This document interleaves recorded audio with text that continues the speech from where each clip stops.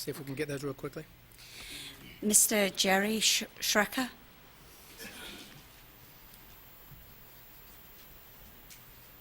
My name is Jerry Schreiker. My address is 1002 Asbury Road. Mayor, members of City Council, thank you for hearing me today. I, other organizations, and most importantly the citizenry to whom you are accountable, has watched you entertain accusations of racism regarding the police. To this day, you have failed to find its presence. I tell you now that not just racism, but sexual harassment also is rampant with regard to our police department. I do not understand how the City of Fayetteville's administration, with its many expensive investigations such as Noble, has not found it.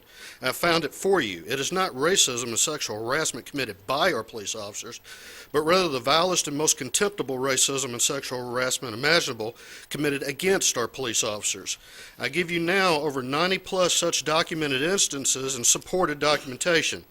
You are legally responsible for dealing with such racism and sexual harassment as mandated by EEOC, whose documentation clearly dictates that the harasser can be someone who is not an employee of the employer, such as a client or customer. Our own Fourth Circuit Court decision in EEOC versus Cromer Food Services makes it clear that once an employer is placed on notice of harassment of its employees arising from any source, it is under a legal obligation to promptly stop the harassment, even if this means threatening a customer relationship. I make such notice. Just as it is assured to the colored race the enjoyment of all civil rights under the law and to give that race the protection of the general government, law enforcement officers, regardless of color, are also guaranteed equal protection under the law.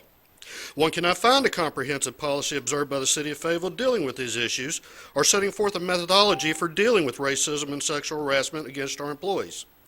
The City of Fayetteville must, under the mandate of law, develop such protections for all our employees. I expect you to ensure that this is done with all the vigor and dedication that you have shown entertaining Troy Williams' absurdities, because in opposition, these instances are well documented and real. Lieutenant Cox, if you please, present to City Council. Now just give it to the clerk, sir, to the other side. Thank you for coming. Thank you, sir. Thank you.